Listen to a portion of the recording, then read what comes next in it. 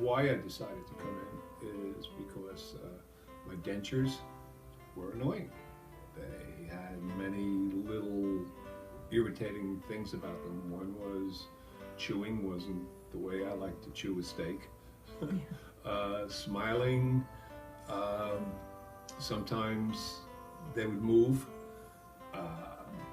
There are just so many little things about dentures that are just uncomfortable. Gluing them in a couple times a day, knowing I'm swallowing a lot of glue, you know, there's just a lot that I didn't like. So I decided on implants, and with the implants, I'm pretty happy.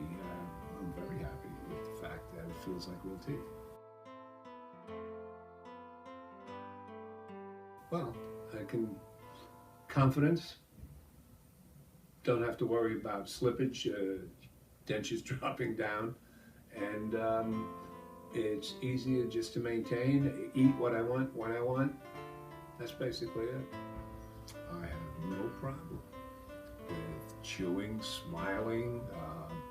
People tell me my teeth look great, which is fine, and I'm just overall happy with them.